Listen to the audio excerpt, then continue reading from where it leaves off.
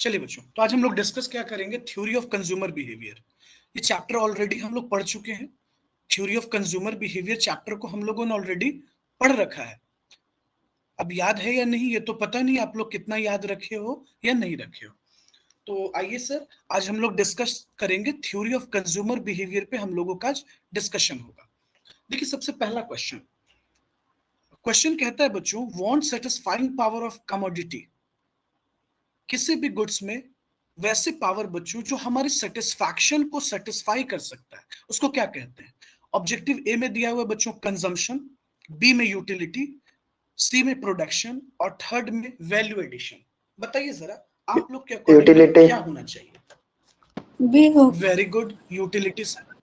हाँ बिल्कुल सर, ये तो ऑलरेडी हम लोगों को पहले से भी पता है और इतना तो एटलीस्ट हम लोगों ने याद रखा है। यूटिलिटी मतलब utility want satisfying power of goods and services. तो बच्चों दुनिया की हर एक गुड्स, हर एक सर्विसेज में एक पावर होता है। वो पावर जो हमें सेटिस्फाई कर सकता है बच्चों, जो सेटिस्फैक्शन प्रोवाइड कर सकता है, तो वी कैन से कि यूटिलिटी। चलो, तो राइट आंसर हो गया हमारा यूटिलिटी। आइए नेक्स्ट क्वेश्चन की तरफ चलते हैं।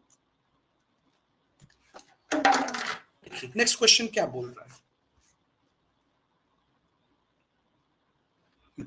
कहता है बच्चों utility depends on dash of the wants. Utility किस चीज पर डिपेंड कर रहा है, क्वालिटी पर, इंटेंसिटी पर, नोबिलिटी पर, यूनिफॉर्मिटी पे।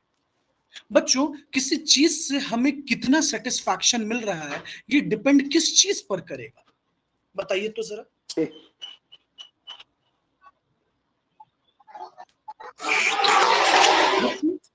आई थिंक इंटेंसिटी पर करेगा।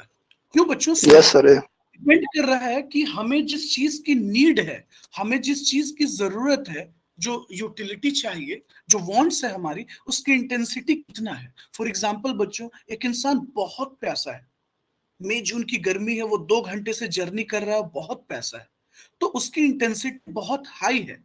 लेकिन इंसान एक ऑलरेडी नॉर्मल सिचुएशन में रह रहा है, आप उसको एक्स्ट्रा एक ग्लास पानी देते हो, शायद वो पी जरूर लेगा, लेकिन उसकी इंटेंसिटी बहुत हाई नहीं है। तो जब बच्चों हमारे वांट्स की इंटेंसिटी बहुत हाई होती है, तो हम कह सकते हैं कि यूटिलिटी डिपेंड्स ऑन इंटेंसिटी। तो राइट आंसर हो गया बच्चों इंटेंसिटी। वांट जो है उसकी इंटेंसिटी कितनी है, इस चीज पर डिपेंड कर रहा है। आइए नेक्स्ट क्वेश्चन सुनिएगा बच्चों, कहता है all but one are the commodities that have both utility and usefulness except. में से कौन सी ऐसी गुड्स है जिसमें यूटिलिटी भी है और यूजफुलनेस भी है। तो बच्चों हम लोगों ने तो ये पढ़ा था कि गुड्स नेगेटिव हो या पॉजिटिव हो, मतलब वैसी चीजें जो हेल्थ और स्वास्थ्य के लिए नुकसानदेह होता है, बट उसमें भी यूटिलिटी मिलता है, लोगों को सेटिस्फैक्शन मिलता है, लेकिन वो यूजफुलनेस हो ये जरूरी नहीं। अब बच्चों अगर हम पेंसिल पे बात करें, तो पेंसिल में यूटिलिटी भी है और यूजफुलनेस भी है, वो यूजेबल फॉर्म में भी है बच्चों। Notebook, clothes. लेकिन अगर हम लोग टोबैको की तरफ फोकस करें, जरा समझने की कोशिश कीजिएगा, अगर बच्चों हम लोग टोबैको की तरफ फोकस करते हैं, तो टोबैको में उन लोगों को सेटिस्फैक्शन जरूर मिलेगा जो टोबैको यूज करते हैं। लेकिन बात अगर यूजफुलनेस की आती है, तो टोबैको में आई थिंक सो यूजफुलनेस नहीं है। तो राइट आंसर क्या हो गया हमारा, टोबैको। बोलिए बच्चों, राइट आंसर क्या हो गया हमारा, टोबैको। यूटिलिटी उसमें जरूर है बच्चों, लेकिन यूजफुलनेस नहीं है। बाकी तीनों चीजों में, पेंसिल में, नोटबुक में और क्लोथ्स में यूटिलिटी भी है और यूजफुलनेस भी है। चलिए, आई थिंक सो समझ में आया होगा। फिर देखिए बच्चों, नेक्स्ट क्वेश्चन पे आते हैं। यूटिलिटी सब्जेक्टिव एंड रिलेटिव ने ऐसा कुछ पढ़ाया था, आपने बताया था कि सेटिस्फैक्शन पर्सन टू पर्सन करता है, याद आया। ऑब्जेक्टिव इन नेचर में आपको बताया था कि depends on person to person, हर इंसान को अलग अलग सेटिस्फैक्शन मिल रहा होता है। रिलेटिव कॉन्सेप्ट मैंने आपको यह भी पढ़ाया था बच्चों, ये डिपेंड करता है टाइम पर। दूसरा, मोरली एंड एथिकली कलरलेस, आपको यह भी बताया था बच्चों कि it is not affected by moral duties. बच्चों अगर किसी इंसान को वैसे चीजों से सेटिस्फैक्शन मिल रहा हो जो चीज नेगेटिव है, जैसे बच्चों अगर हम बात करते हैं अल्कोहल पे, शराब पर, फिर अगर हम बात करते हैं बच्चों सिगरेट पे, टोबैको पर, तो पता है कि ये समाज और स्वास्थ्य दोनों के लिए हार्मफुल है, but in spite of that हमें सेटिस्फैक्शन मिलता है तो हम इस्तेमाल कर लेते हैं। जो लोग इस्तेमाल करते हैं वो इस्तेमाल कर लेते हैं। तो मोरली और एथिकली कलरलेस है। तो बच्चों ये चीज भी सही है और ये भी सही है। अब एक जो सी है उसमें कहता है डिफरेंट फ्रॉम प्लेजर। हाँ, ये चीज तो सही है सर, ये प्लेजर से अलग है बच्चों। बात तो सही है बच्चों, प्लेजर से टोटली डिफरेंट है। यूटिलिटी में हमें सेटिस्फैक्शन मिल रहा है, प्लेजर में हमें मजा मिल रहा है। सो सेटिस्फैक्शन और मजा एक टोटली एक अलग चीज है। फॉर एग्जाम्पल बच्चों, जब हम छुट्टी मनाने जाते हैं तो वहां सेटिस्फैक्शन की बात नहीं होती है, वो हम फन के लिए, एंजॉयमेंट के लिए जा रहे होते हैं, वहां प्लेजर छुपा है।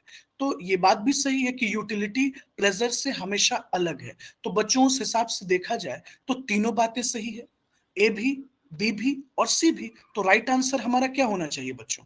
राइट आंसर क्या होना चाहिए आप ही बताओ? D, all the above. बोलिए, होना चाहिए कि नहीं होना चाहिए?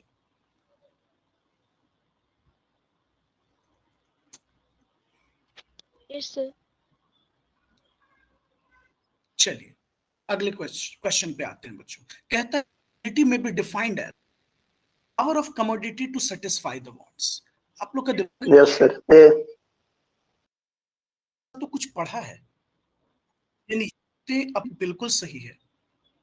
लेकिन सर यूटिलिटी में भी डिफाइंड एज यूजफुलनेस, नहीं सर, जरूरी है कि उस कमोडिटी में सेटिस्फैक्शन मिल सकता है लेकिन वो यूजफुलनेस रखता हो, यूजेबल हो, ये जरूरी नहीं। बच्चों टोबैको और शराब, अल्कोहल, बच्चों हार्मफुल ड्रग्स, यूटिलिटी मिलता है बच्चों। जो ड्रग्स एडिक्टेड होते हैं उनको यूटिलिटी मिल सकता है लेकिन वो यूजफुलनेस तो नहीं है।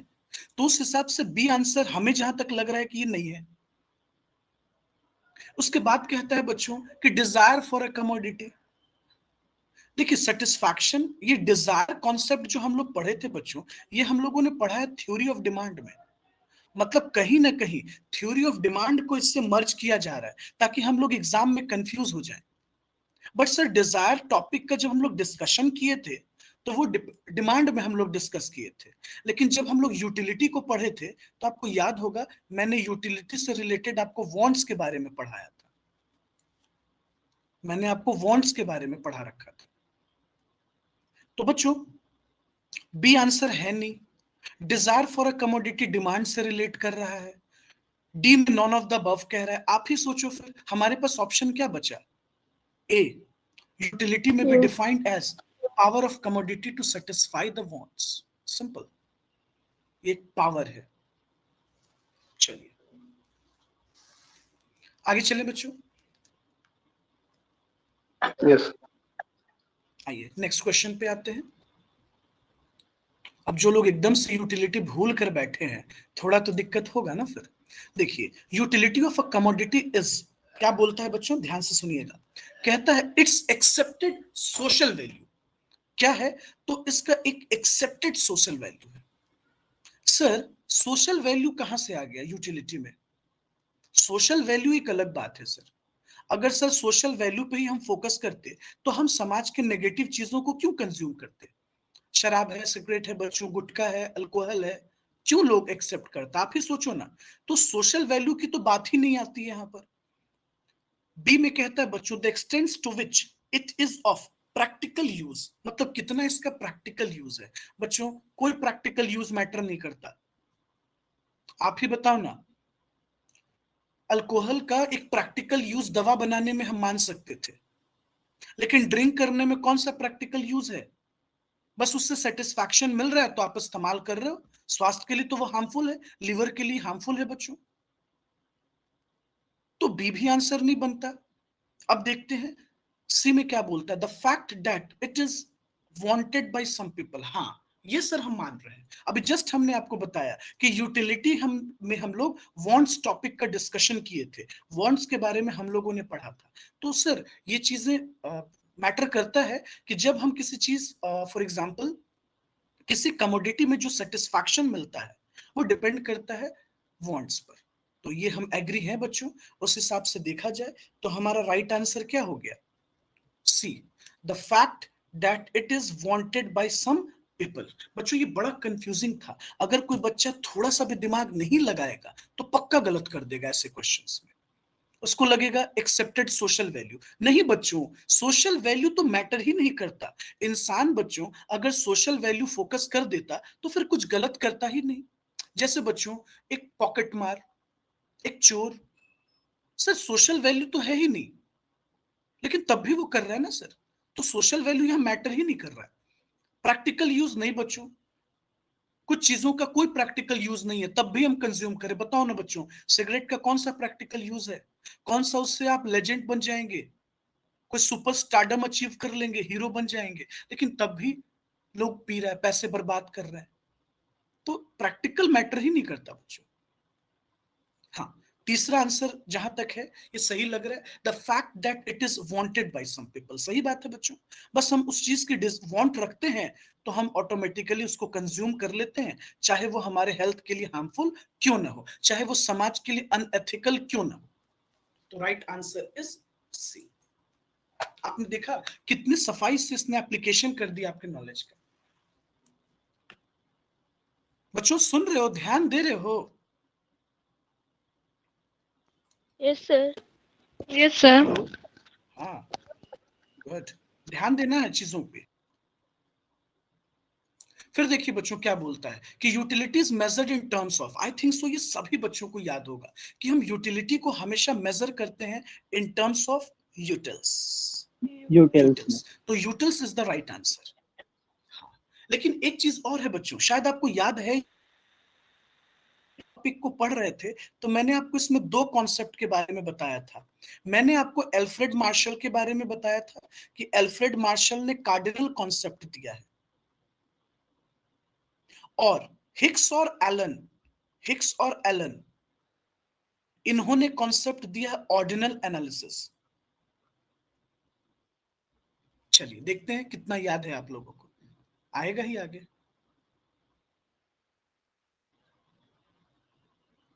आते हैं बच्चों नेक्स्ट क्वेश्चन की तरफ, आइए।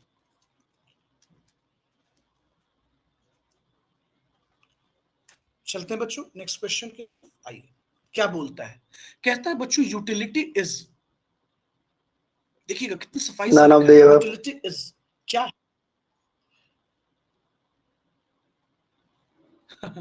सोच लो।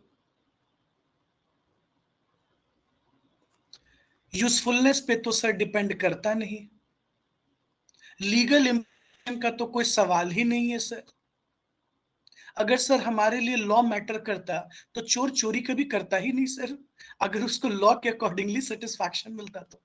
मोरल इम्प्लीकेशन तो सर कोई वैल्यू ही नहीं रखता।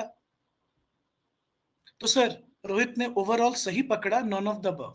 सर यूटिलिटी को ना तो यूजफुलनेस से मैटर करता है, और ना लीगल इम्प्लीकेशन से, और ना मोरल इम्प्लीकेशन से।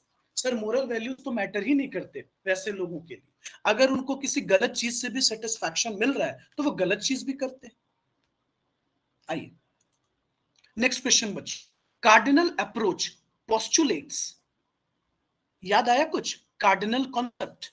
तो cardinal approach postulates that ranked utility can B, ranked very rank. Good, पक्का सर। यस। रैंक की बात तो हो रही थी सर ऑर्डिनल एनालिसिस में, तो कार्डिनल कॉन्सेप्ट में तो मैंने आपको ये बताया था, बताओ तुम लोग एकदम से नहीं पढ़ते।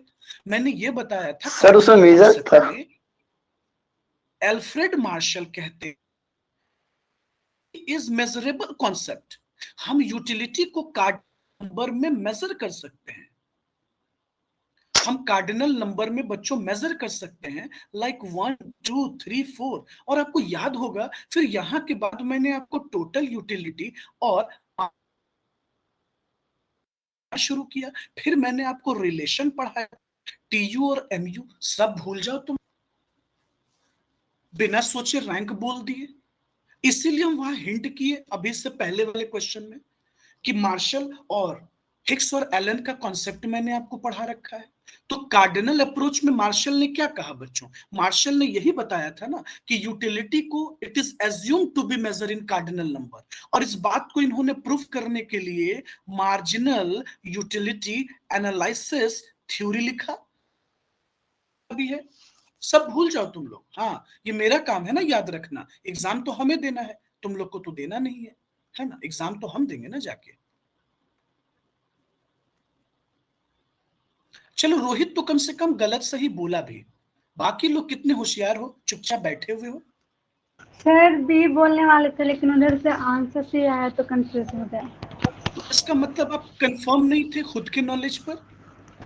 तो यूटिलिटी शायद मेजरेबल कॉन्सेप्ट है बच्चों, यूटिलिटी इज मेजरेबल कॉन्सेप्ट। याद कीजिए, मैंने आपको क्लास में पढ़ाया ना, मैंने आपको पढ़ाया है, total utility, marginal utility, relationship बताया।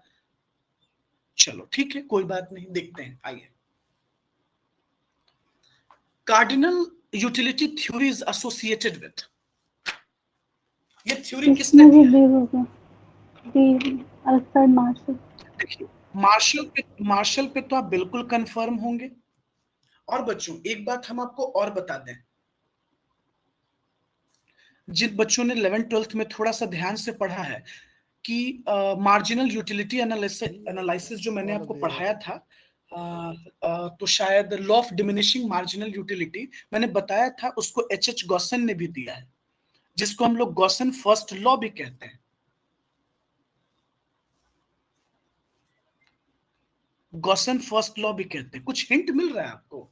सर मार्शल के बारे में आप पढ़ा रहे हैं, मार्शल से पहले सर ये ऑस्ट्रिया के इकोनॉमिस्ट थे बच्चों, एच गॉसन।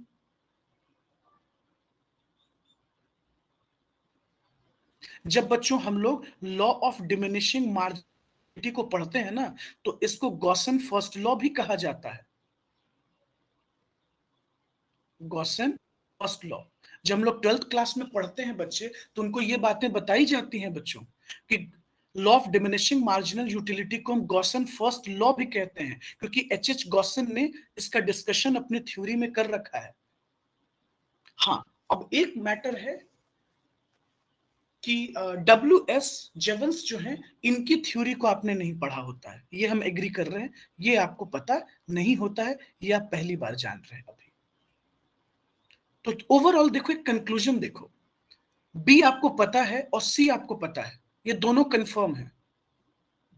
बस अगर आपको पता नहीं था तो एस.डब्ल्यू. जेवंस के बारे में, इनके बारे में आपको पता नहीं था, लेकिन इन दोनों पे तो आप कंफर्म थे। तो उस हिसाब से राइट आंसर क्या हो गया बच्चों हमारा? All B. Of the. ऐसे में आपको एक बात बताएं, आपको टच नहीं करेगा, ज्यादातर एच गॉसन का जिक्र कर लेगा आपसे और मार्शल का जिक्र कर लेगा, लेकिन तब भी कोई बात नहीं, नॉलेज के लिए थोड़ा जान लिए तो कोई बहुत फर्क नहीं पड़ता है। आइए चलिए, आइए क्वेश्चन नंबर 291 पे आते हैं। देखिएगा बच्चों, cardinal utility approach is also known as, अब आप लोग बताओ, हम आप लोग पे छोड़ दिए।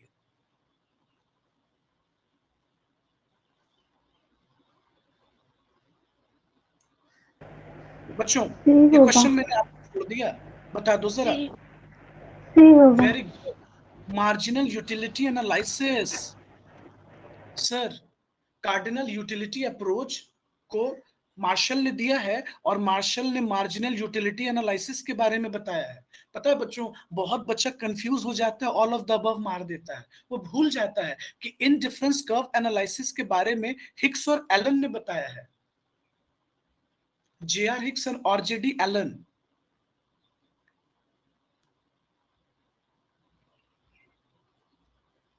JR. Hicks and R J D. Allen, इन्होंने बताया है। तो राइट आंसर होगा बच्चों हमारा सी, मार्जिनल यूटिलिटी एनालिसिस। देख रहे हो, रिवीजन नहीं करने से आदमी कितना कंफ्यूज होता है। तुम लोग को क्या लगता है प्रोफेशनल एग्जाम इतना आसान होता है? कोई भी इंसान निकाल लेगा। चलो next question, marginal utility approach is also called, जल्दी बोलो बच्चों। Cardinal utility analysis. Very good, see cardinal sir. Utility analysis. अब एक चीज तुम नोट किए कि कितनी बारीकी से एक टॉपिक पे तुमसे डिस्कशन किया जा रहा है, ताकि तुम उसके गहराई तक पहुंच सको कि मार्जिनल यूटिलिटी अप्रोच को हम लोग क्या बोलते हैं, कार्डिनल यूटिलिटी एनालिसिस भी बोलते हैं। मतलब ये क्वेश्चन रिपीट यहाँ पर हो गया है बाय मिस्टेक, खैर कोई नहीं। यहाँ देखिएगा, कार्डिनल थ्योरी क्वेश्चन 290 में किसने दिया, कार्डिनल अप्रोच पोस्टुलेट्स किस कॉन्सेप्ट को फॉलो करता है? तो मेजरेबल कॉन्सेप्ट को। चलिए आइए नेक्स्ट क्वेश्चन पे आते हैं बच्चों। देखिए, according to marginal utility analysis, utility can B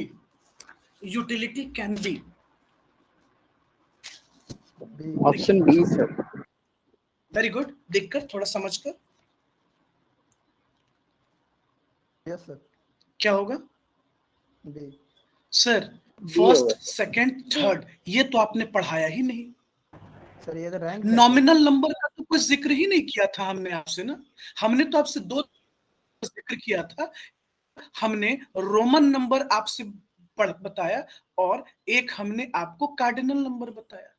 तो सर ये नॉमिनल नंबर तो है नहीं, तो सर जब ए नहीं, सी नहीं, तो सर डी भी नहीं। देखिए एक तरीका पकड़िए, अगर आप कंफ्यूज हो जाते हैं तो रिवर्स आंसर पकड़ने का, तो सर राइट आंसर तो हमारा बी हो गया।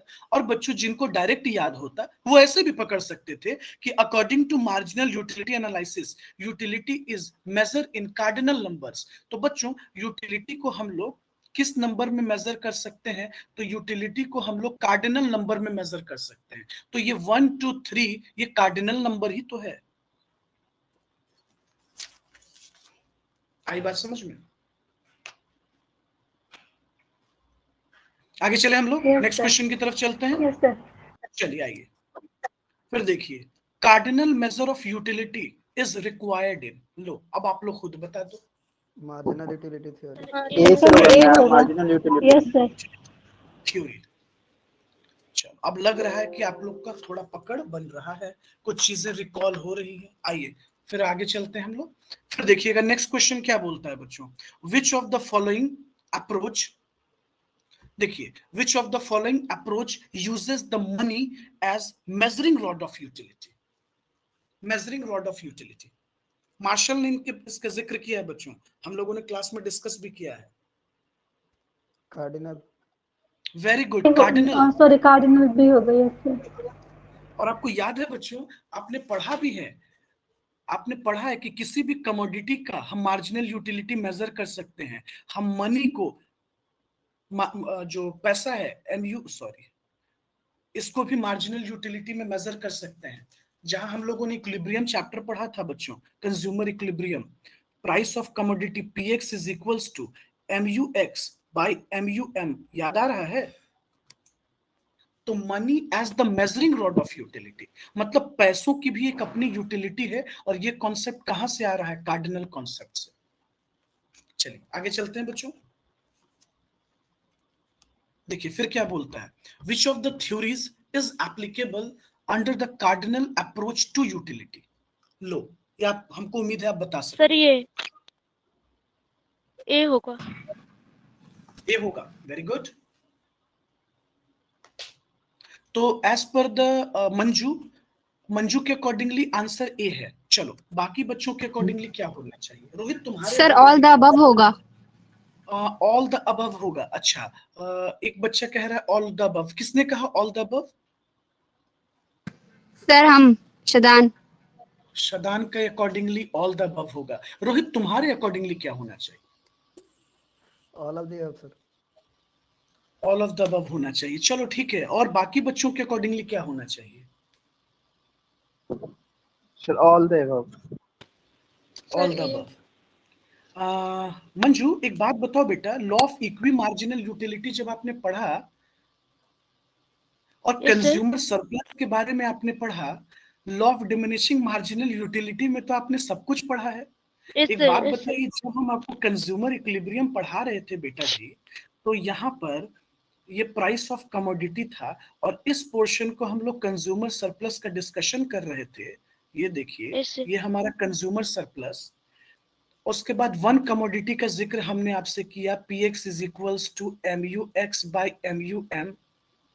फिर हमने टू कमोडिटी का केस भी आपको बताया, याद कीजिए। Yes, sir. टू कमोडिटी का केस में हमने आपको ये बताया होगा, रुकिए थोड़ा एक्सप्लेन करते हैं। ये देखिए सर, जब हम एक कमोडिटी में इक्विलिब्रियम में थे तो PX is equals to MUX by MUM। जब दूसरे कमोडिटी में P Y is equals to M U Y by M U M, M. और ये दोनों आपस में इक्वल था तो हम लोग इक्वेट कर दिए थे ना, हम लोगों ने Yes, इसको क्या किया, हाँ, equimarginal M U utility. M is equals to M U X by P X, M.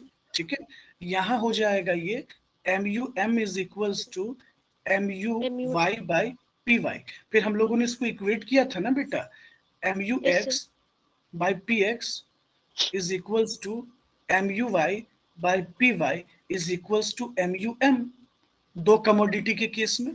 तो law of equi marginal utility भी तो कार्डिनल अप्रोच को फॉलो करता है ना बेटा जी, तो उस हिसाब से राइट आंसर क्या होना चाहिए, डी होना चाहिए कि D. नहीं होना चाहिए, वेरी Yes, गुड, sir, होना तो चाहिए. Right answer is D.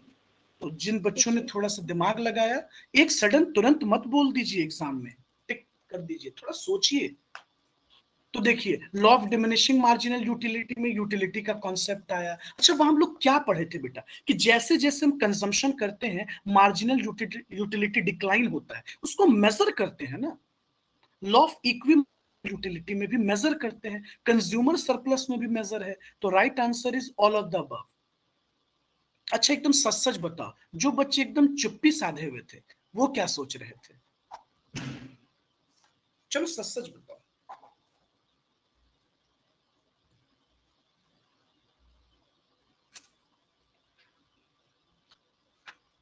बोलो, अरे बोलो ना। सर डी सोच रहे थे सर, कंफर्म नहीं थे, कंफ्यूजन था। चलो अब बताओ कि अभी भी कंफ्यूज हो या अब क्लेरिफिकेशन पूरा मिल चुका है, अब दोबारा ये क्वेश्चन पूछे गए तो क्या गलती फिर होगा? No sir. अगर किसी को डाउट है, इसका एक्सप्लेनेशन चाहिए और तो जल्दी बोलो, अदरवाइज हम लोग आगे चलते हैं। नहीं सर. ओके चलिए बेटा फिर अगले क्वेश्चन पे आते हैं, अभी आप लोग के लिए हम छोड़ेंगे, ठीक है। कहता है देखिएगा कि all but one are the assumption, ध्यान से सुनिएगा, assumption of cardinal utility theory, which one is not assumption, consumer rational है, क्या ये एजम्पशन नहीं है, या constant marginal utility of money है, ये एजम्पशन नहीं है, या परफेक्टली कॉम्पिटिटिव मार्केट, ये एजम्पशन नहीं है, या इंडिपेंडेंट यूटिलिटीज, ये एजम्पशन नहीं है, जल्दी बोलो।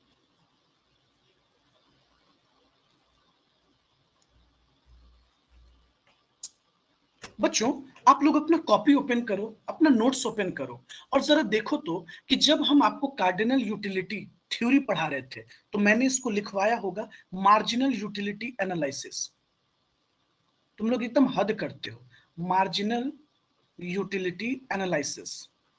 हम लोग जब इसको पढ़ रहे थे बच्चों तो हम लोगों ने ये नहीं पढ़ा क्या कि एल्फ्रेड मार्शल सबसे पहला एजम्पशन लेकर चलते हैं कि दुनिया के सारे कंज्यूमर रैशनल हैं, क्या ये एजम्पशन लेकर नहीं चल रहे हैं? वो पूछ रहा है कि एजम्पशन कौन नहीं है, तो सारे कंज्यूमर रैशनल हैं, ये एजम्पशन था, तो ये आंसर तो हो नहीं सकता। उसके बाद कहता है कि constant marginal utility of money, पैसों से जो सर सी हो यूटिलिटी सकता मिलेगा है. वो हाँ सर वो कांस्टेंट होगा। नहीं होगा। तो बच्चों ये भी तो एजम्पशन ही था ना, MUM, यही से तो हम लोग इक्विलिब्रियम को प्रूफ किए थे। और फिर हम लोगों ने पढ़ा था इंडिपेंडेंट यूटिलिटीज, हम जितना भी कमोडिटी कंज्यूम करते हैं सभी गुड से जो सेटिस्फैक्शन मिलता है वो यूटिलिटी टोटली अलग अलग होता है, ये हम लोगों ने पढ़ा है कि नहीं?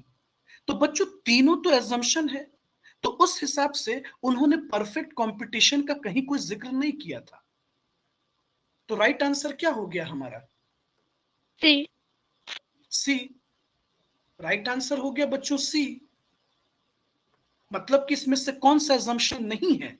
तो परफेक्टली कॉम्पिटिटिव मार्केट। अब बताओ तुम लोग इस तरह से एकदम से भूलते हो, कैसे काम चलेगा?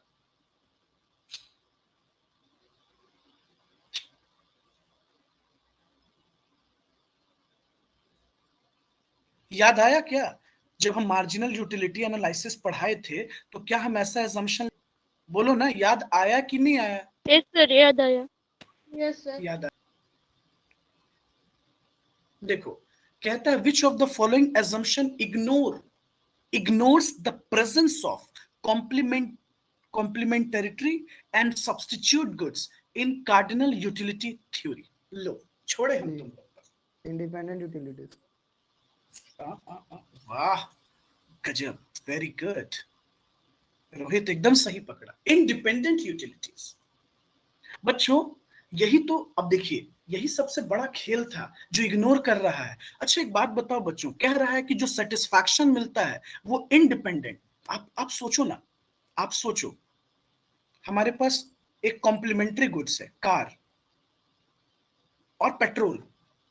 बच्चों अगर हम मार्जिनल यूटिलिटी एनालिसिस थ्योरी को देखते हैं तो ये थ्योरी क्या बोल रहा है? ये थ्योरी कह रहा है कि जो सेटिस्फैक्शन आपको पेट्रोल से मिल रहा है वो अलग है और जो सेटिस्फैक्शन आपको कार से मिल रहा है वो अलग है।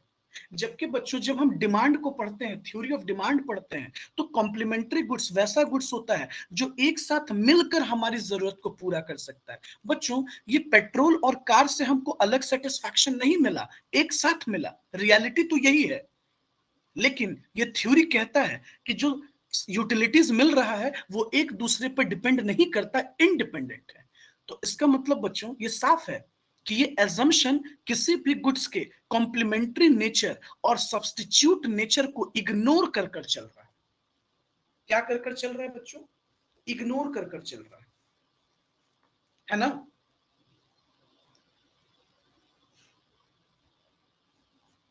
अरे बोलिए ना बच्चों। Yes sir. Very good.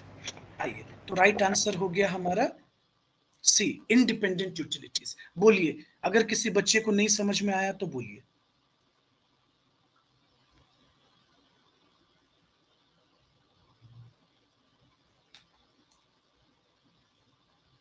जल्दी बोलिए बच्चों।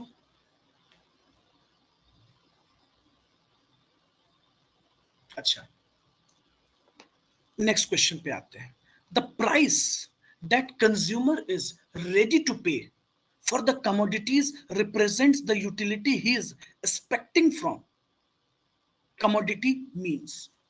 लो ये हम तुम लोग पर छोड़ दी, बताओ जरा। सी। अरे रोहित का कहना है C, money is the measuring rod of utility. ओहो ठीक है भाई। सर डी होगा। अंजलि का कहना है बी, बी या डी? नहीं, both A and C. Sir मेरा भी D. Very good, she very good मेरा भी बच्चों, डी है सर। एकदम इसने सही कहा। अच्छा कि जब यूटिलिटी सर मेजरेबल है, पहली बात। दूसरा, utility is the measuring rod of money, is the measuring rod of utility. तो सर ए और सी दोनों आंसर तो राइट है सर। तो उस हिसाब से हमारा एग्जैक्ट आंसर क्या हो गया सर? डी। डी। तो राइट आंसर जो है सबसे फेवरेबल आंसर मिला डी बच्चों, बोथ ए एंड सी। तो देखे रोहित, एग्जाम में जल्दी जल्दी में जज करने में प्रॉब्लम हो सकता है ना? तो तुम गलत नहीं थे, तुम सही थे, लेकिन उसमें और सही हम हो सकते थे। चलो तो राइट आंसर क्या हो गया बच्चों? D, D is the right answer. आइए नेक्स्ट क्वेश्चन पे आते हैं, लीजिए।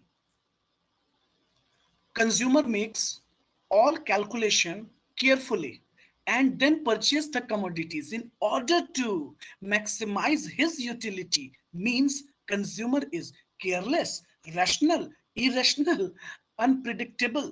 जज कर। रेशनल। सोच लो बच्चों, क्या रोहित सही आंसर कह रहा है क्या? यस सर, डी होगा। डी होगा, वेरी गुड। नहीं नहीं, बी, पता नहीं। बच्चों सोच लो। अरे बाबा अभी तो जस्ट हम लोग रिकॉल किए थे कि ये थ्योरी एज्यूम कर कर चलता है कि दुनिया के सारे कंज्यूमर रैशनल है, इसलिए तो बच्चों हम लोग मैक्सिम कंज्यूमर इक्विलिब्रियम की तरफ जाना चाहते हैं। तो कंज्यूमर हर एक चीज को सोच समझकर केयरफुली परचेज करता है, बिकॉज दुनिया का हर एक कंज्यूमर रैशनल है बच्चों। तो right answer is rational. Rohit ने सही जवाब दिया कि सर रैशनल होगा। Very good. आ जाओ बच्चों, Next question. Which of the following statement regarding ordinal utility is true?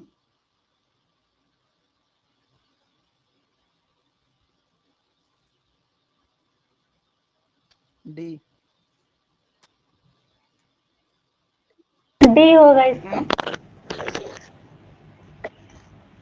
D D utility can not be Which of the measured. following statement regarding ordinal utility cannot be measured but can be ranked in order of preference? Very good बच्चों, शाबाश। sir. तुम लोगों ने एकदम से अपना दिमाग खर्च किया और पकड़ लिया राइट आंसर कि सर अभी जस्ट आपने रिकॉल किया कि ऑर्डिनल यूटिलिटी जब हम लोग पढ़ते हैं तो इसके बारे में सर क्या बताया गया कि सर कि ये बेस्ड किस चीज पर होता है? ऑर्डर ऑफ प्रेफरेंस पर। हिग्स और एलन ने क्या बताया बच्चों? हिग्स और एलन ने बताया कि जो यूटिलिटी है ये कार्डिनल कॉन्सेप्ट है, मतलब it is based on order of preference. Utility को मेजर नहीं कर सकते। तो right answer is D. Very good. चलो बच्चों next question.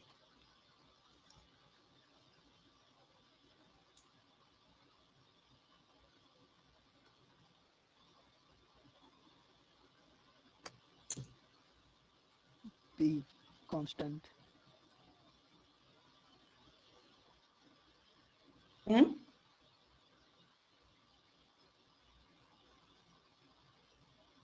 Cardinal approach to utility assumes marginal utility of money is, बताइए बच्चों क्या होना चाहिए? constant, Sir, maybe increasing trend. बच्चों marginal utility of money is constant. अरे कांस्टेंट था तभी तो हम इसका यूज कर law of equi marginal utility to commodities का डिस्कशन किया आपसे अभी जस्ट तो मैंने बताया। Sir marginal utility of money को कांस्टेंट माना गया है ना।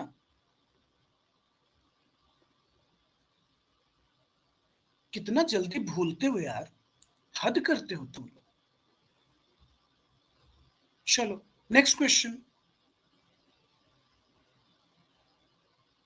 Dash is the sum total of utility derived from additional utility of commodity. बताओ बच्चों। marginal utility. Marginal utility.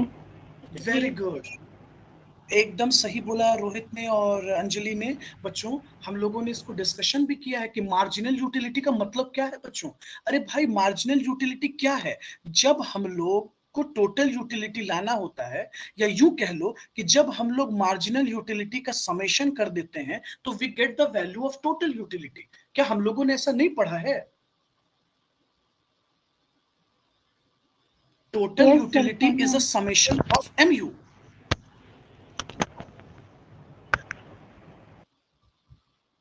चलिए नेक्स्ट क्वेश्चन पे आते हैं। सर इसका टोटल अच्छा ये यूटिलिटी क्वेश्चन होगा। फिर से, इसका टोटल यूटिलिटी नहीं, 304 का टोटल यूटिलिटी होगा। marginal. अरे 300 सर 304 जो है उसका टोटल यूटिलिटी होगा। उसका भी marginal ही होगा। कैसे कैसे? Dash is the addition made to total utility by consumption of additional. बस शब्द का हेरफेर तो किया गया। ए होगा। सर एडिशनल तो टोटल यूटिलिटी में होता है ना। तो टोटल सर यूटिलिटी मार्जिनल तो यूटिलिटी marginal ही होगा। डैश इज द सर ठीक है मार्जिनल होगा बट बच्चों बच्चों बच्चों एक मिनट, वेट वेट वेट, पहले वाले में लगता है हम लोग बाय मिस्टेक कर दिए समझने में। 303 में sum total of utility derived from additional unit of commodity. बच्चों टोटल होना No, sir. चाहिए। सर एडिशनल है तो फिर Ad- marginal ही होगा। मार्जिनल कैसे? सर ये कहाँ लिखा हुआ है कि जितना हम लोग कंज्यूम किए सबका टोटल? सर इसमें सम ऑफ है तो मार्जिनल होगा और इसमें एडिशनल है तो टोटल होगा। देखिए पहले हम लोग 303 पर बात कर रहे हैं। ये देखिए क्या कह रहा है, टोटल ऑफ यूटिलिटी, सारे यूटिलिटी का sum total derived from additional units, extra unit से जो डिराइव हुआ है और हम उसका सम टोटल किए। तो बच्चों जब हम MU का समेशन करेंगे तो TU होगा ना। तो उस हिसाब से तो राइट आंसर हम लोगों का क्या हो गया? Total utility. टोटल यूटिलिटी हो जाएगा ना बच्चों। हाँ 304 में कहता है dash is the addition made by total utility by consumption of additional unit. तो यहां होना चाहिए मार्जिनल यूटिलिटी, हम लोग ध्यान नहीं दिए और मिस्टेक हो गया हम लोग से। यस वो सम लिखा ना तो लगा कि सम तो करे तो मार्जिनल 303 होगा, में यहाँ टोटल होना चाहिए। हाँ जी, ओके। अब 304 में बच्चों अपना होना चाहिए क्या बोल रहा है, addition made to total utility. हम जो टोटल यूटिलिटी में एक्स्ट्रा ऐड करते हैं तो वो तो एमयू होता है, यानी कि ए हो गया मार्जिनल यूटिलिटी। चलिए अब अगले क्वेश्चन पे आते हैं, क्वेश्चन नंबर 305। देखिए क्या बोल रहा है, marginal utility can be stated by, formula देखिएगा, change in TU by change in quantity.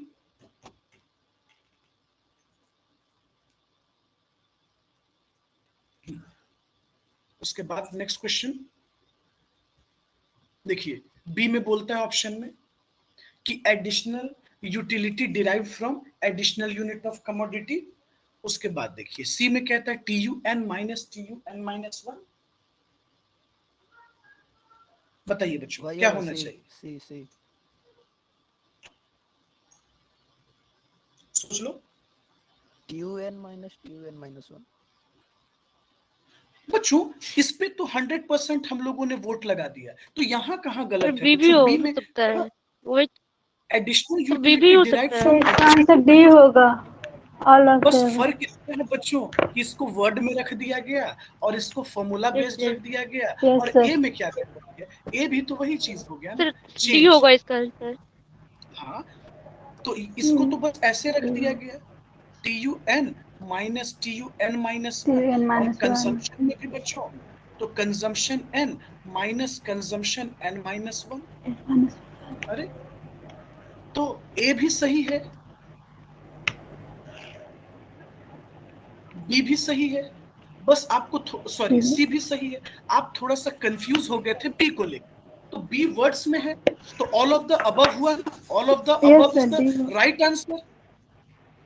Yes sir. तो प्लीज सोच समझ के ऐसे ही टिक मत कर दीजिए। चलिए नेक्स्ट क्वेश्चन देखिए, utility of commodity can be term dash. लो आप लोग पर छोड़े, लगाओ तुम सर्च करो अपना, जल्दी बताओ। Utility of goods can be measured as the monetary value of consumer gain from consuming the particular goods, a difference between what a consumer is willing to pay and actually pay, C. a satisfaction a consumer derive C from consumption of particular goods। सोच लो। Sir सी। Yes sir, सी होगा। देख लो, थोड़ा सा दिमाग खर्च कर लो, पक्का। Satisfaction a consumer derive from consumption of particular goods, very good, शाबाश। सत्यम तुम एकदम से चुप बैठे हो, क्या बात है, तुमको कुछ समझ में नहीं आ रहा है?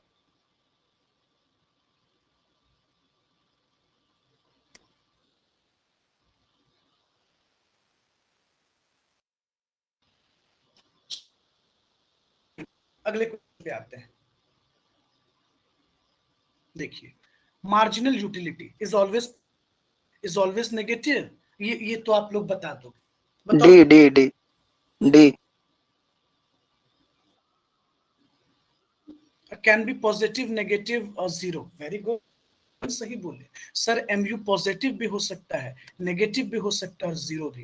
याद करो बच्चों, जब हम आपको टीयू और एमयू का रिलेशन पढ़ाए थे तो ऐसे करके कोई कर्व बताए होंगे, याद रहेगा तब ना। सर हम लोग तो याद ही नहीं रखते हैं, ये सर याद है। याद कर, याद है, गुड। तो ये हम एमयू के बारे में आपको बताए थे, एमयू पॉजिटिव भी था, एमयू नेगेटिव भी हुआ और एमयू जीरो और भी जी हुआ। Very good. 308 पर आते हैं, C. Total utility can be calculate. C. हाँ सर बिल्कुल सर, ये ए भी सही है और बी भी सही है। तो सर जब ए भी सही है बी भी सही है तो हमारा सबसे बेस्ट आंसर हो गया C, both A and B. हो गया बच्चों, both A and B, A and B. चलिए 309 पर आते हैं, जल्दी बताइए। A. When only one unit of commodity is consumed. वाह। Sir A. क्या हुआ सर, गलत है? पता है ये रिलेशन, नहीं नहीं नहीं नहीं, ऐसा हम बोले तो अभी, ऐसा कुछ जज किए बोले। अब कैसे पकड़े तुम लोग, हमको ये जानना है, कैसे तुम लोग को ये सर समझ में आ गया? सर एक चीज खाया जितना है वही तो टोटल है। हाँ, और फॉर एग्जाम्पल एक एग्जाम्पल लेके बताते हैं। मान लो बच्चों हम लोग 0 यूनिट कंज्यूम किए, जैसे एग्जाम्पल लेते हैं, मान लो ये हो गया हम 0 यूनिट, तो सर टोटल यूटिलिटी भी तो 0 ही होगा। हाँ जी सर, एमयू कैलकुलेट नहीं कर सकते। हाँ, और जैसे हम यूनिट खाए तो मान लीजिए टोटल यूटिलिटी 5 हो गया, तो जब आप एमयू निकालिएगा तो 5 - 0 5 हो जाएगा, तो दोनों इक्वल हो गया। हाँ बिल्कुल, तो सर 1 यूनिट पर दोनों इक्वल है। Very good. अब पता है हम क्यों एग्जाम्पल से बताए, हमको पता है कुछ बच्चों को समझ में आएगा नहीं, चुप बैठा रहेगा, पूछेगा भी नहीं फिर। चलो नेक्स्ट क्वेश्चन देखते हो, डिस्कशन से कितना क्लैरिफिकेशन हो रहा है आपका। आइए 310 पे आते हैं। Diminishing. When marginal utility is negative, total utility is B. Diminishing होगा। बी होगा।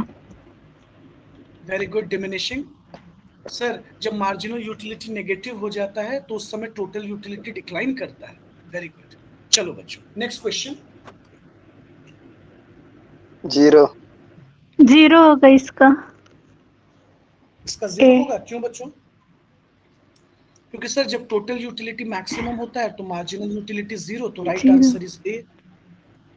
चलिए next question 312।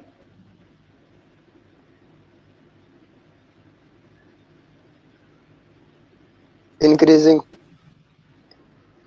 Very good. Sir जब तक एमयू हमारा पॉजिटिव होता है तब तक इंक्रीज कर रहा होता है टीयू। ग्राफ में हम लोगों ने पढ़ा भी है ना। आइए next question. When TU is increases at diminishing rate, MU decreasing. must be क्या डिक्रीजिंग। होना बी। चाहिए? बी। Decrease। हाँ वेरी गुड, डिक्रीज। 314 पे चलिए। याद है आप लोगों को, मैंने डायग्राम में बताया भी था। 0। Very good, 0। सर जब TU मैक्सिमम होता है उसी समय MU 0 होता है, इस पॉइंट कहते हैं। मैंने आपको डायग्राम पे पढ़ाया भी है, पॉइंट ऑफ सैचुरेशन कहते हैं। क्या बोलते हैं बच्चों? Point of saturation. Very good. आइए पे आते हैं। कितने बच्चे हैं क्लास में, फिर भाग गए सब लोग, बहुत गलत बात है।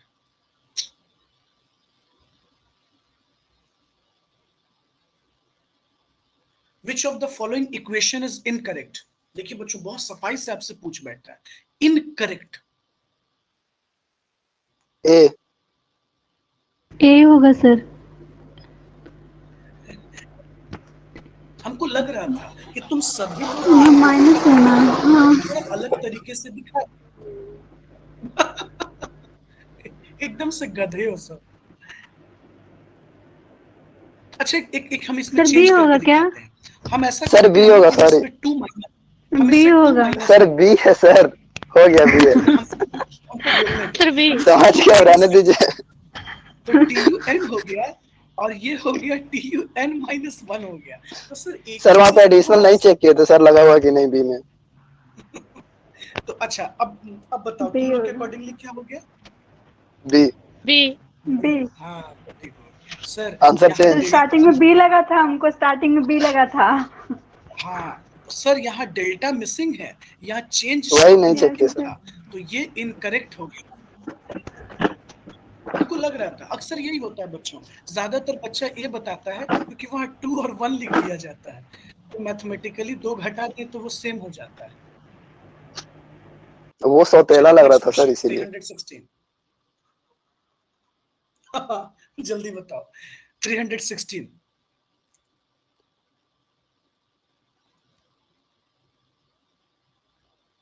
बोलो सर, जिस रेट से टीयू चेंज होता है उसको हम एमयू बोलते हैं। The rate of which TU changes is indicated by MU, marginal utility. Yes sir, जिस सही। रेट से चेंज होगा बच्चों एमयू।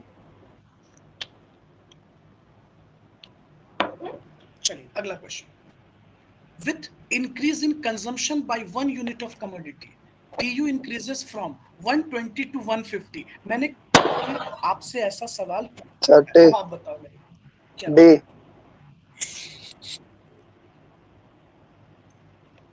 30 पक्का? सर, पक्का। अच्छा तो तुम ऐसे किए होगे 150 माइनस 50 120 minus और 1 यूनिट चेंज हुआ है तो 1 यूनिट पुट कर दिए तो 30 आ हाँ। गया। Good, right answer is 30। अच्छा, shape of MU curve, MU curve का शेप कैसा होता स्ट्रेट लाइन। है? तो कौन सा? डी। तो देखो स्ट्रेट लाइन तो तुम डी बोलकर तो हमको ये कर एक कॉन्ट्राडिक्टरी जवाब दे दिए। अब हम क्या माने भाई, स्ट्रेट लाइन तो मतलब कैसे सही मान लें बच्चों? डाउनवर्ड स्लोपिंग होगा ना, ये स्ट्रेट लाइन लिख के तो आपको कंफ्यूज कर दिया। तो बच्चों स्ट्रेट लाइन का सर वो क्या तो निशान है? कर्व होगा ना फिर। ये भी स्ट्रेट लाइन है, ये भी स्ट्रेट लाइन है, ऐसे भी स्ट्रेट लाइन है, ऐसे भी स्ट्रेट लाइन है, तो इसका तो कोई मतलब ही नहीं बना। आप सर ही तो अगर सोचिए, डाउनवर्ड इसका स्लोपिंग तो हो कोई सकता है, मतलब ही उसको नहीं बना। अपवर्ड स्लोपिंग भी बोल सकते हैं हम लोग। सर जिसको आप डाउनवर्ड स्लोपिंग बोल रहे हो वो तो अपवर्ड स्लोपिंग भी अच्छा है, नीचे एमयू, से ऊपर भी मान सकते हैं। ए भाई कंजम्पशन तो मार्जिनल यूटिलिटी नीचे आता है ना, तुम तो हद कर दिए। अरे बाप रे सर बाप। पता कैसे चलेगा स्ट्रेट लाइन में कि नीचे जा रहा है हम कि लोग, ऊपर जा रहा है? अच्छा एक बात बताओ, उसका बेसिक कैरेक्टर क्या है? हम जैसे जैसे कंजम्पशन करते हैं तो मार्जिनल यूटिलिटी नीचे आता है ना, एमयू घटता है ना, हम्म। तुम्हारे अकॉर्डिंगली एमयू बढ़ कब से लगा? सर लेकिन एमयू तो पता कैसे डाउनवर्ड चलेगा वो आएगा घट रहा है कि बढ़ रहा है? ना। पढ़े नहीं तुम? जब टीयू और एमयू के बीच रिलेशन पढ़े तो टोटल यूटिलिटी तो डाउनवर्ड हो रहा था ना। हम जैसे जैसे एडिशनल कंजम्पशन कर रहे होते हैं तो किसी चीज की डिजायर, उस चीज का सेटिस्फैक्शन जब हमारा कम होता है तो मार्जिनल यूटिलिटी तो डाउनवर्ड होता है ना। सर वो तो बोल ठीक रहे है, हैं लेकिन फिगर देखे कैसे पता चलेगा वहाँ घट रहा है या बढ़ रहा है? अरे यार तो एक बात बताओ, फिगर नेचर से बनाए कि पहले फिगर बना के नेचर पढ़े, ये बताओ। तो जिसको नहीं पता होगा थ्योरी के बारे में सिर्फ पहले फिगर ही फिगर देखेगा ना मिला या सर। पहले, नहीं नहीं, चलिए पता वाला गलथेतरी यहाँ नहीं चल रहा है ना। एक बात बताइए, एमयू का डायग्राम आप एमयू के कैरेक्टर से बनाए या डायग्राम से एमयू को समझे, पहले ये क्लियर करो। सर कैरेक्टर से हम लोग डायग्राम एमयू के बनाए। कैरेक्टर से ना डायग्राम देखे तो एमयू का कैरेक्टर क्या बता रहा था? तो कैरेक्टर यही था ना कि वो डाउनवर्ड हो रहा है, वो घट रहा है, तो डायग्राम घटेगा। हम डायग्राम से थोड़े आपको पढ़ा रहे थे। जो आप बोलेंगे सर डायग्राम में कैसे समझे कि नीचे से ऊपर गया कि ऊपर से नीचे गया, बताओ। तो जबरदस्ती वाला बात हो गया, यस डाउनवर्ड सर, स्लोपिंग हो। ठीक। चलो next question 1319। MU is negative. Negative, very good. Yes sir, C से। आगे चलते हैं। टीयू कर्व लो, लो थोड़ा देर अपना दिमाग खर्च करो, क्या होना चाहिए? D.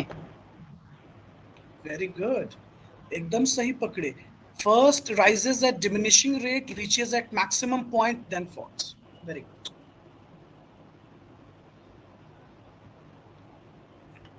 Next question. B. Negative B. TU curve will below x-axis when क्या होगा?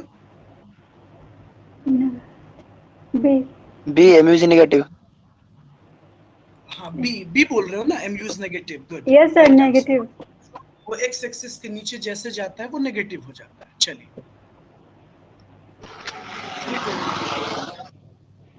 320 sir, what is called the point of satiety, मतलब पॉइंट ऑफ सैटिटी वही जो पॉइंट ऑफ सैचुरेशन होता है। सर जब हमारा एडिशनल यूटिलिटी, हाँ जब MU 0 हो जाता है, जिसको आप पॉइंट ऑफ सैचुरेशन कह रहे हैं, तो सर पॉइंट ऑफ सैचुरेशन में MU 0 हो जाता है, तो राइट आंसर हो गया हमारा C, पॉइंट ऑफ सैटिटी। चलिए 323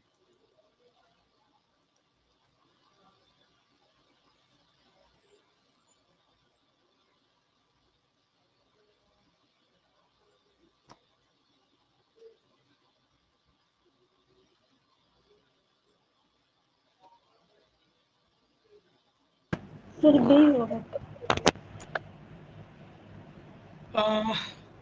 पक्का यानी समझ गए तुम लोग, दिमाग एकदम नहीं खर्च कर रहे हो बच्चों। Dash states that marginal utility of goods diminishes at consumer consume additional. हम लोगों ने कहाँ पढ़ा है बच्चों? हम लोगों ने पढ़ा है law of diminishing marginal utility में, कि सर तो जैसे बी जैसे, तो बोल रहे हैं। अच्छा बी बोल रहे, ओके हम नहीं सुन पाए। यस जैसे सर। जैसे हम लोग स्टैंडर्ड यूनिट ऑफ कमोडिटी को कंटिन्यूअसली कंज्यूम करेंगे, एक ऐसा स्टेज आएगा जहां marginal utility decline. Very good, चलो आते हैं बच्चों अगले क्वेश्चन पे। MU curve of consumer is also his dash indifference curve, total utility curve, supply curve या demand curve? बोलो बच्चों।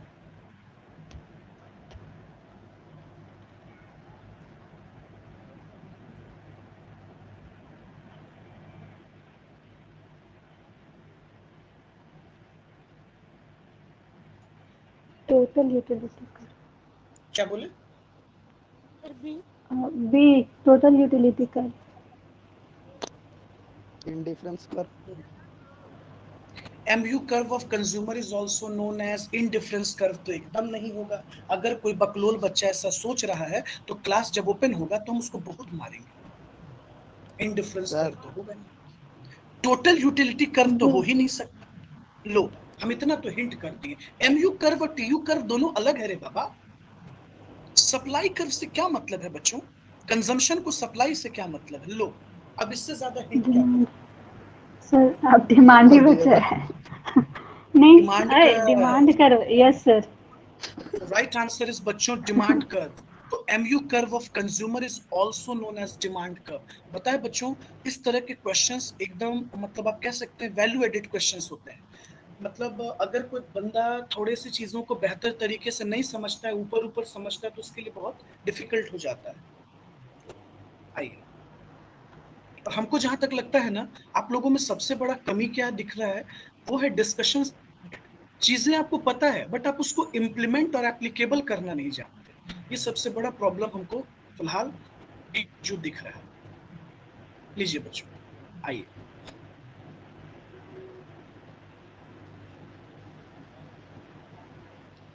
चलिए अगले क्वेश्चन में चलते हैं।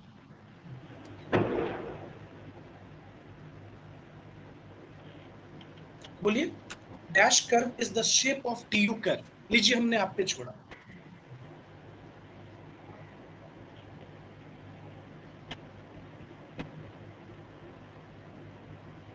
Dash curve is the slope of TU curve. मतलब बच्चों इसमें से कौन सा कर्व है जो TU कर्व के स्लोप है, मतलब जो उसको शेप दे रहा है? सर सप्लाई कर्व तो होगा नहीं, इनडिफरेंस कर्व तो होगा नहीं, एवरेज यूटिलिटी कर्व हमने पढ़ा ही नहीं। सर ए। बचा तो एक वही बात होगा। बताओ बच्चों, MU को, सॉरी बच्चों, MU जो है TU को एक शेप देता है। आपने पढ़ा भी है कि TU increases eight diminishing rate. क्यों? क्योंकि MU घट रहा होता है। तो इसका यही मतलब हुआ ना बच्चों कि जो MU कर्व है, तो MU curve is the slope of TU curve, यानी MU कर्व के कारण TU कर्व का स्लोप बन रहा है। तो राइट आंसर हो गया हमारा ए। समझे? Yes sir. चलिए बच्चों, लीजिए अगला क्वेश्चन।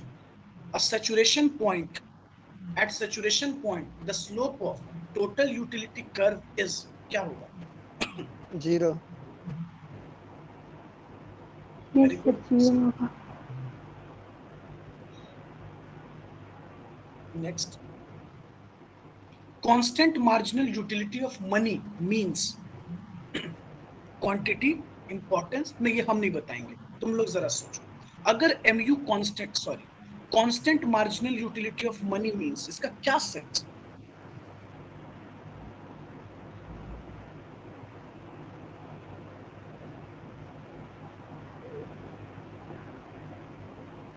सर डी होगा कि बोथ ए एंड सी। सोच लो।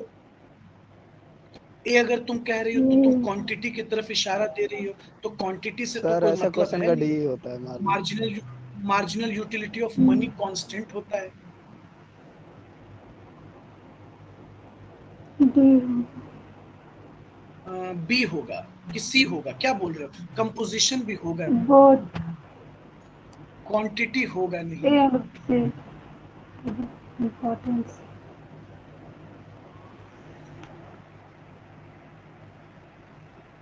कंपोजिशन से कोई मैटर नहीं है बच्चों। मार्जिनल यूटिलिटी ऑफ मनी बस एक इंपॉर्टेंस है, मतलब एक पैसों का एक इंपॉर्टेंस को डिनोट किया जा रहा है और कुछ नहीं है। इसीलिए तो कहते हैं money is the measuring rod of utility, बस। सर क्वांटिटी क्यों नहीं होगा? क्वांटिटी को हम कहाँ मेजर कर रहे हैं? सर मनी तो जब कंज्यूमर मेजरेबल इक्विलिब्रियम हम क्वांटिटी। लोग पढ़ रहे हैं, जब हम लोग कंज्यूमर इक्विलिब्रियम पढ़ते हैं तो वहां यही पढ़ते हैं कि क्या पढ़ते हैं भैया कि marginal utility of money is constant, marginal utility, simple. तो यानी ये पैसों का एक इंपॉर्टेंस है और कुछ नहीं। यस चलिए, sir. 328, a curve which first moves upward then downward is naturally,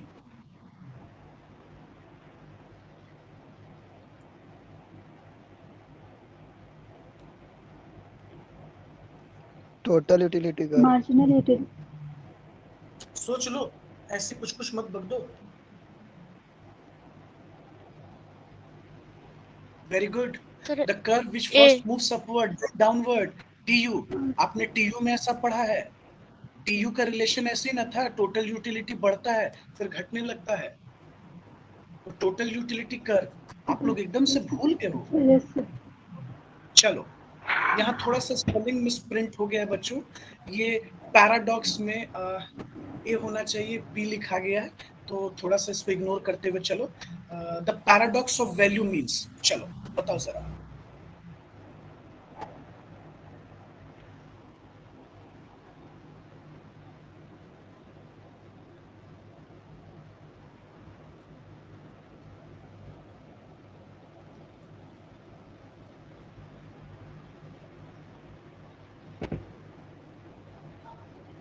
D sir, may be. नहीं बच्चों, एक बात आपने नोटिस किया?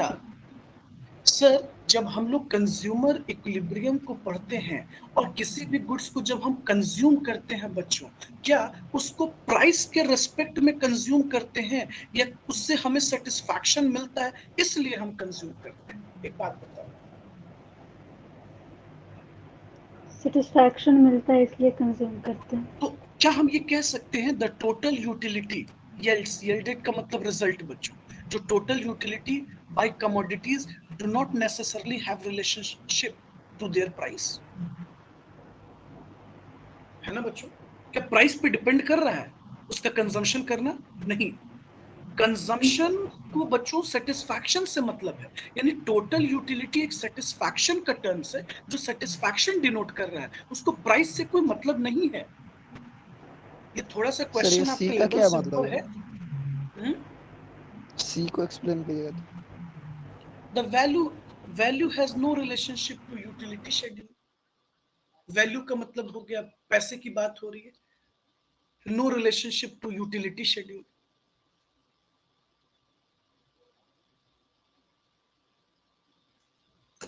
तो एक बात बताइए बच्चों, जो हम लोग को टोटल यूटिलिटीज मिलता है, इसका कोई रिलेशनशिप प्राइस से हम लोग पढ़ते हैं क्या? जब हम लोग टीयू और एमयू का रिलेशनशिप स्टडी किए तो वहां ऐसा कुछ पढ़ रहे थे? नहीं पढ़ रहे थे। पैराडॉक्स का मतलब होता है बच्चों एजम्पशन। तो जबकि कहीं ना कहीं कीमत मैटर करता है, इसमें कोई दोहराए नहीं है बच्चों, तब भी हम प्राइस को इग्नोर करके स्टडी करते हैं ना। B is the right answer. चलिए लीजिए, ये थोड़ा सा इंटरेस्टिंग क्वेश्चन है। यहां में स्प्रिंट नहीं है, यहां पैराडॉक्स से ही लिखाया है। चलिए डी। अरे वाह, शाबाश रोहित। अच्छा रोहित, बी बोल रहे हो या डी बोल रहे हो? डी बोल रहा है सर। फोर कैसे फोर रोहित? अच्छा कैसे? सर। सर जो वैल्यू का यूज है, अब मतलब आप जैसे ये कहना चाह रहे हो कि सर इसका वैल्यू, हाँ बोलो। सर बोल रहे हैं जैसे डायमंड और पानी का एग्जांपल लेके, वो डायमंड का प्राइस हाई होता है रियल लाइफ में, लेकिन उसका यूज उतना नहीं है सर जितना वाटर का है। अच्छा, तो आप ये कहना चाह रहे हो कि सर वैल्यू इन यूज जो है वो डिफरेंट है वैल्यू इन एक्सचेंज। जैसे सर डायमंड यस का सर, वैल्यू इन एक्सचेंज बहुत ज्यादा ज्यादा है। है, और जबकि हाँ वाटर का वैल्यू इन यूज टोटली अलग है। तो गुड। यस। तो right answer is D. Very good, तुमने दिमाग लगाया। चलो अब इसमें देखते हैं हम वन कमोडिटी इक्विलिब्रियम कैसे पकड़ते हो।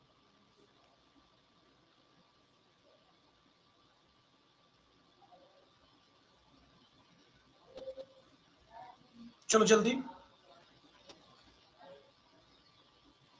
डी।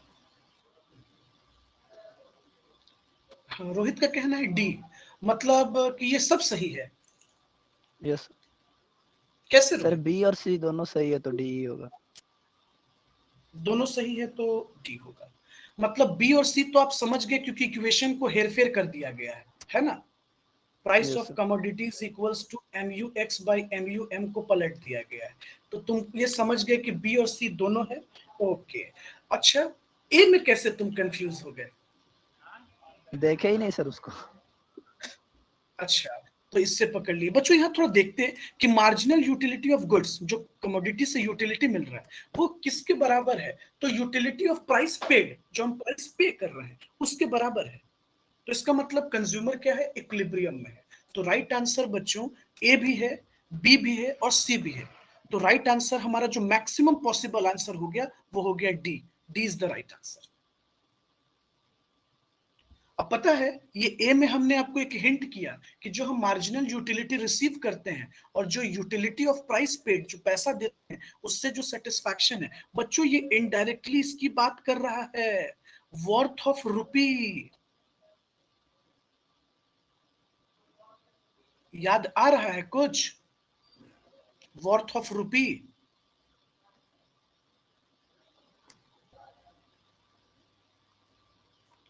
चलो बच्चों, तो इसका मतलब ये वर्थ ऑफ रुपी को इनडायरेक्टली कह रहा है बच्चों, यूटिलिटी ऑफ प्राइस पेड, मतलब वर्थ ऑफ रुपी।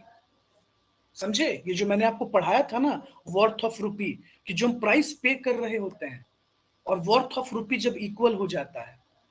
आइए,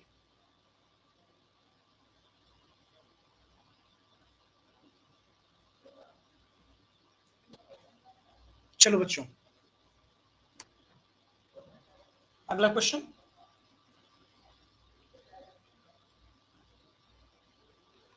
the second samosa consumed gives lesser satisfaction to Mohan in the case of। बोलो बच्चों। मतलब पहला समोसा खाए तो कुछ मिला, दूसरा समोसा सी। खाए तो कुछ और मिला। बताओ क्या बोलना चाह रहा सी है? C C. C marginal utility law of diminishing. Diminishing marginal utility में हम लोगों ने यस ऐसा पढ़ा है। तो राइट आंसर हो गया सी। बोलो, यहां तक कोई यस दिक्कत? Sir. No sir. No sir. Clear है ना? Yes sir. अब ये बताओ,